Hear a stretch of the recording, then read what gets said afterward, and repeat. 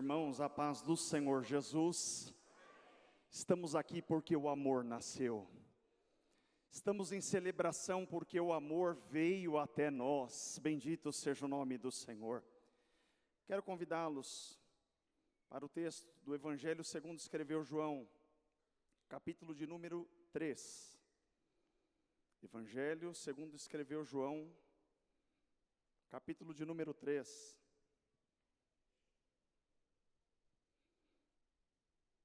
Verso de número 13.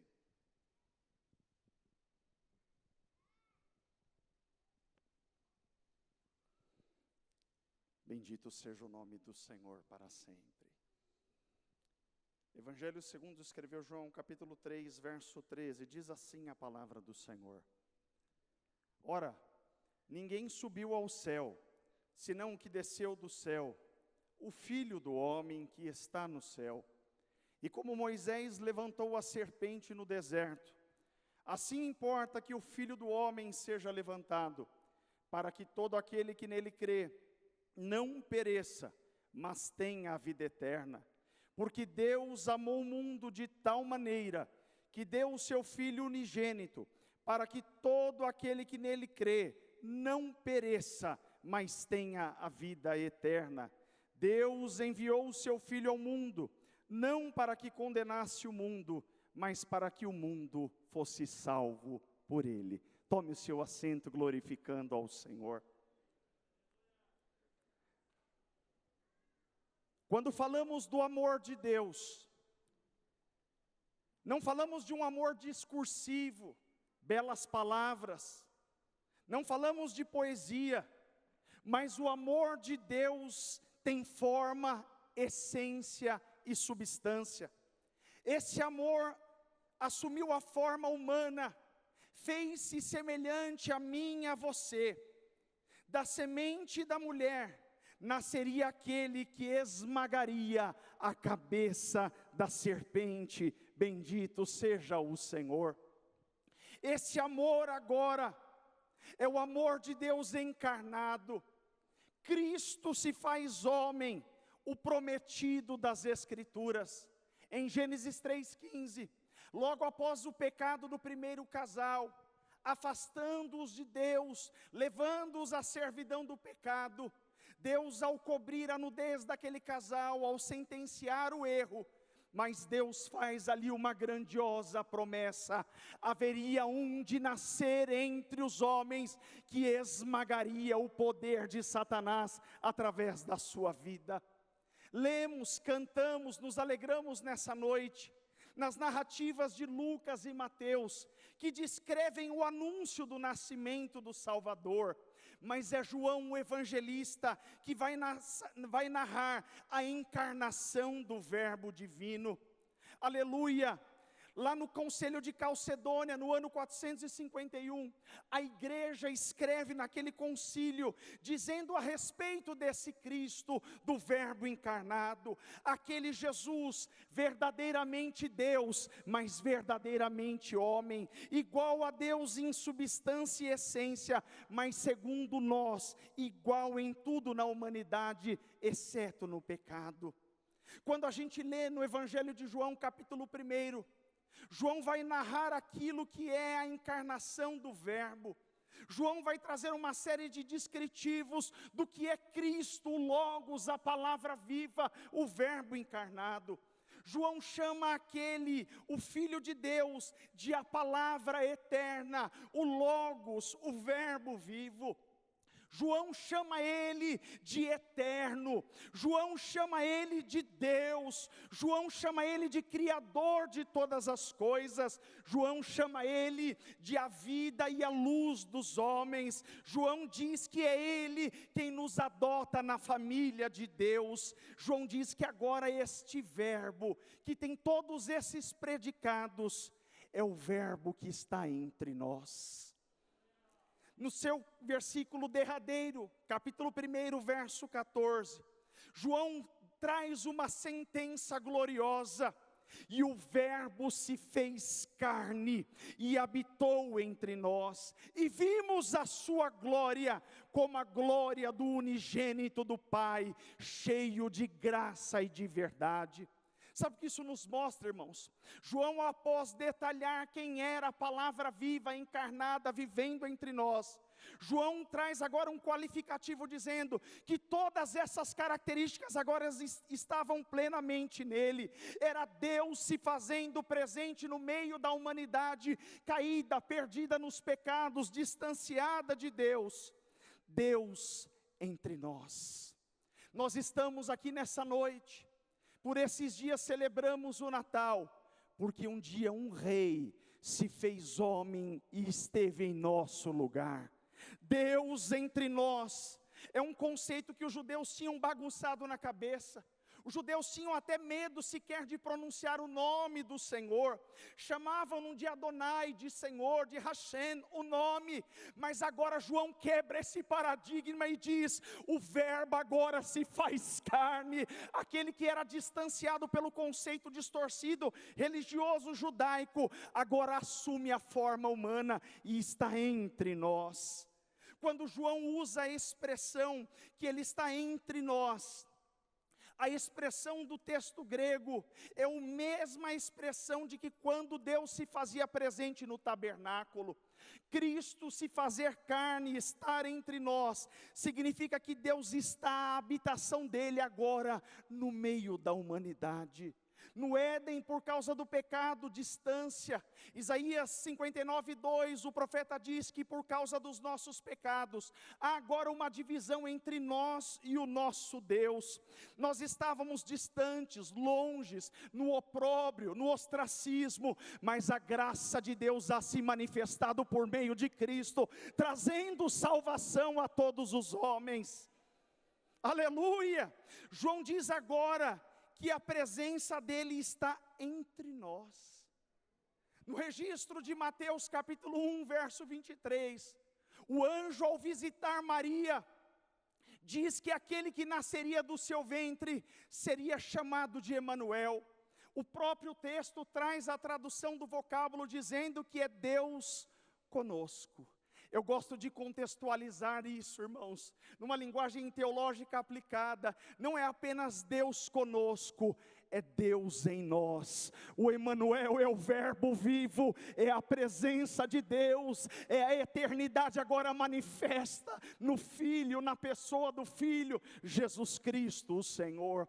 Ele que era ilimitado, todo-poderoso, Criador de todas as coisas, sem limites, sem nenhum tipo de limitador, agora se faz carne por causa de mim e de você. Agora o Verbo eterno, a palavra viva, o Logos de Deus, assume a forma humana, assume as limitações humanas, para que nascendo e por uma vida perfeita, fosse o sacrifício perfeito de redenção para a humanidade. João traz a expressão ainda nesse verso: nós vimos a sua glória.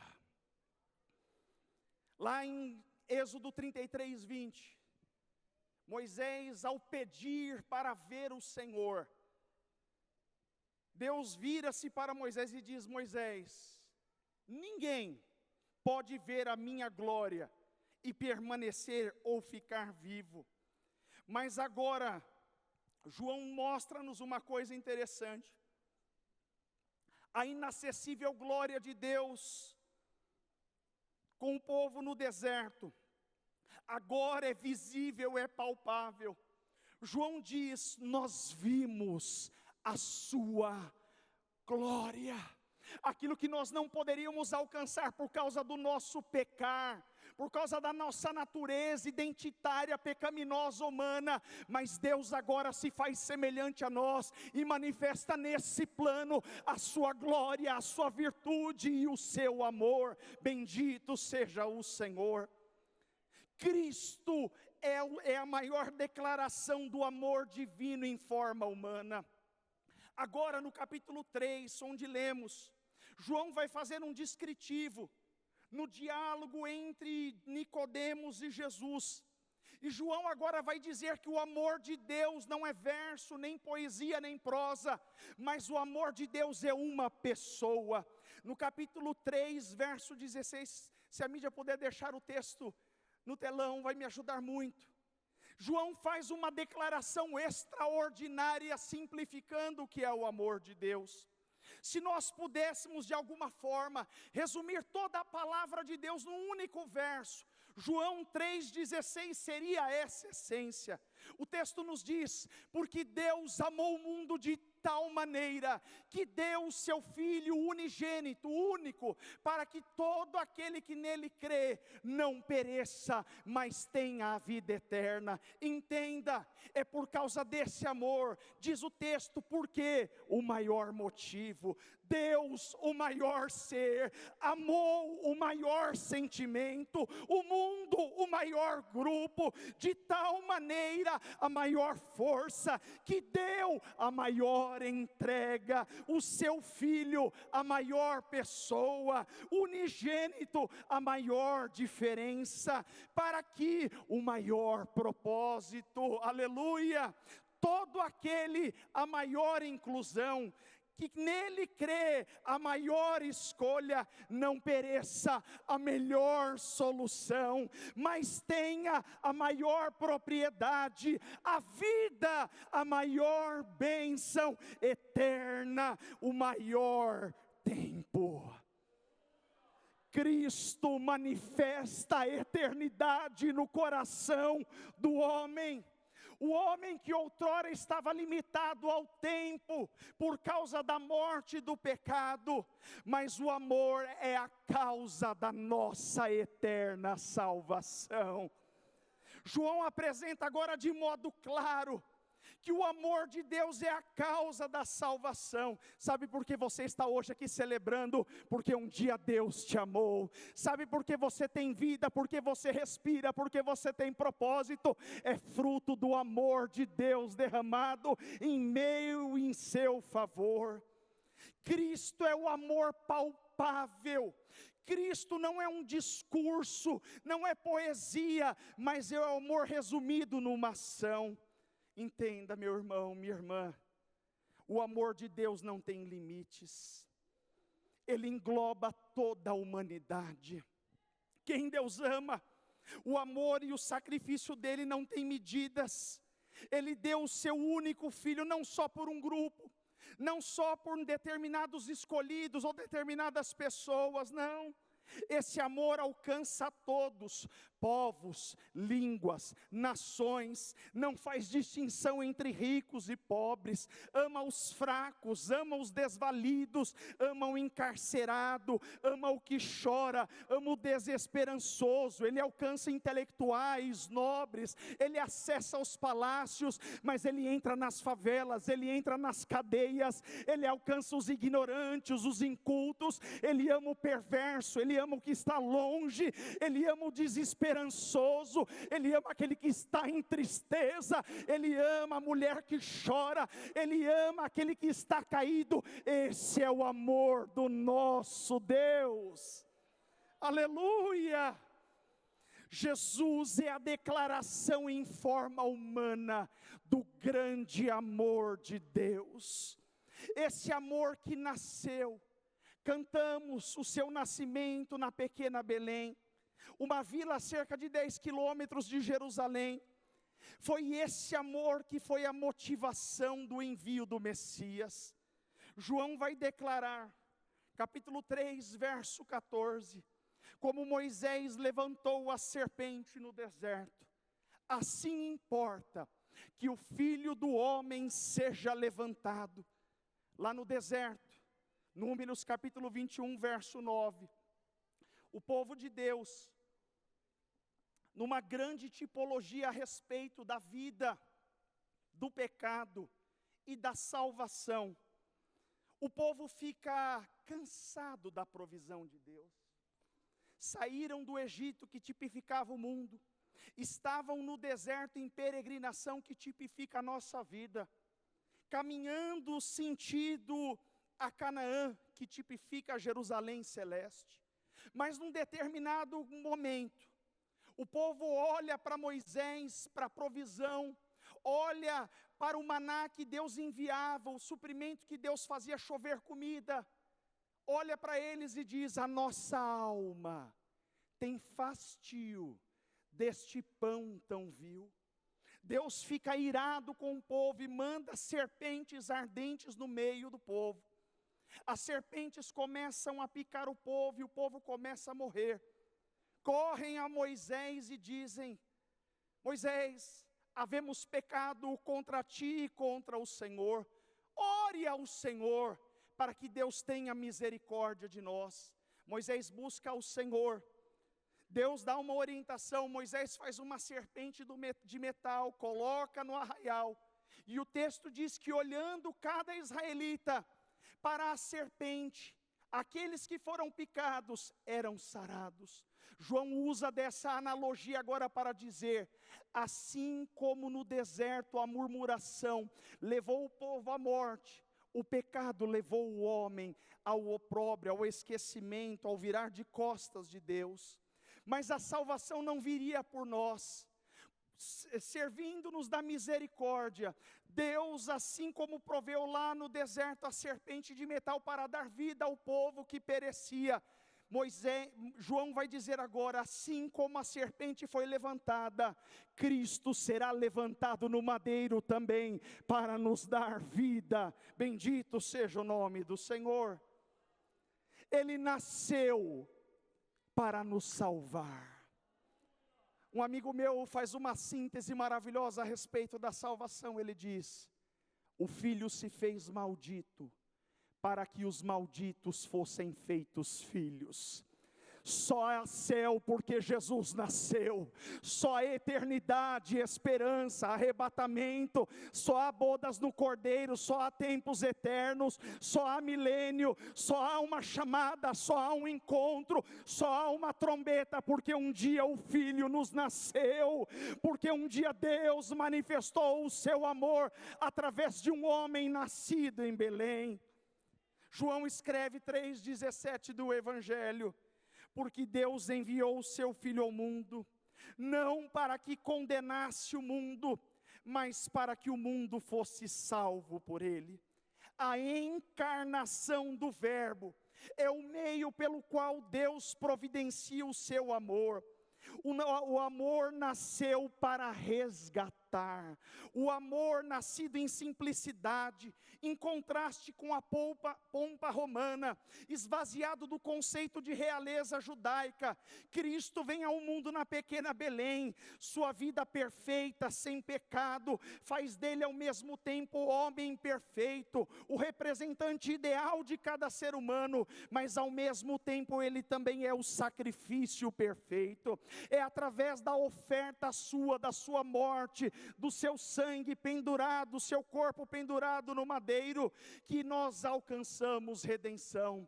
O evangelista Marcos escreve no capítulo 10, verso 45, porque o Filho do Homem não veio para ser servido, mas para servir e dar a sua vida em resgate de muitos. Às vezes nós nos esquecemos o porquê estamos aqui. Nessa época, pensamos nos presentes, pensamos nas roupas, pensamos na decoração, corremos às lojas, corremos para elaborar o plano da mesa, da ceia, das festividades, e às vezes nos ocupamos mais dos detalhes do que aquele que deve ser celebrado no Natal. Cristo nasceu. Cristo é a razão do Natal, Cristo é a razão da humanidade. O apóstolo São Paulo, ao escrever a carta aos Romanos, capítulo 11, verso 36, Paulo diz: porque dele, por ele e para ele são todas as coisas. O mundo não tem a ver contigo, não tem a ver comigo, não tem a ver com o teu trabalho, com a tua ocupação, com a tua posição, com a tua riqueza ou com a falta dela, com a tua saúde ou com a tua enfermidade. O mundo tem a ver com a glória do Cristo, do Deus feito homem, do Deus nascido menino, do Deus que agora vem no ventre da Virgem para manifestar vida eterna a toda a humanidade. Ele é a propiciação pelos nossos pecados. O evangelista João, capítulo 15, verso 13 diz, aleluia, ninguém tem maior amor do que este, de dar a sua vida pelos seus amigos. O judeu enxergava ele longe, distante, não sequer pronunciava o nome dele. Mas Jesus agora, ao se acercar dos seus discípulos, diz, agora vocês são meus amigos. Nós estávamos numa posição de inimizade contra Deus, mas por causa da oferta pacífica de sangue derramada no madeiro, os seus pecados foram perdoados, os meus pecados foram perdoados. Diz Cecília de Souza numa composição antiga, foi a cruz, a caneta que escreveu com sangue a tua salvação, a eternidade porque há um menino que nos nasceu, a eternidade porque um dia o Cristo foi manifesto e morreu na cruz. Mas guarde isso, aquele amor que nasceu em Belém, hoje quer nascer no seu coração. Ele não quer que você o lembre apenas no 25 de dezembro, é muito pouco. Se você pensa nele só nesses dias, só nessa data festiva, é pouco. Tudo nele é glorioso. A concepção virginal, gerado pelo poder do Altíssimo, trouxe alegria no nascimento e consolação a Zacarias, a Isabel, a Ana, a Simeão. No seu nascimento cantamos coros celestes junto aos pastores de Belém, reverenciaram o seu nascimento. Os magos do Oriente se prostraram, trouxeram presentes. Jesus não quer ficar restrito à lembrança de um presépio, de uma imagem fictícia, não. Ele quer fazer parte da tua vida, Ele quer entrar nos seus problemas, Ele quer entrar nas suas angústias, Ele quer entrar no seu coração, Ele quer tirar essa frustração que você tem, essa prostração onde você está. Ele quer tirar as suas tristezas, Ele quer te dar a vida eterna, Ele quer semear alegria no teu coração, Ele quer dar paz aos teus dias, e mais do que qualquer contentamento que essa vida possa te oferecer, Jesus quer te dar vida eterna. Seu dinheiro, seus bens, suas posições, que às vezes tantos nos estapeamos para conseguir, não podem fazer nada pelo perdão dos nossos pecados. Mas o sangue do Cordeiro de Deus, do menino nascido em Belém, humilde, numa estrebaria, afastado dos holofotes, dos palácios, das notícias, das grandezas, da pompa humana, nasce humildemente na manjedoura, manifestando vida. Ele quer comunicar vida, trazer paz e reconciliação. Ele quer nascer no nosso coração. O apóstolo São Paulo, ao escrever a carta de Efésios, capítulo 2, verso 4, e aqui eu finalizo a minha fala para dizer isso. Paulo diz, mas Deus, que é riquíssimo em misericórdia, pelo seu muito amor com que nos amou, estando nós mortos em pecados e ofensas, nos vivificou juntamente com Cristo, pela graça sois salvos, verso 8, e nos ressuscitou juntamente com Ele, e nos fez assentar nos lugares celestiais em Cristo Jesus, porque pela graça sois salvos, por meio da fé, e isto não vem de vós, é dom de Deus. AD Perus, desde 1947, abençoando o Brasil.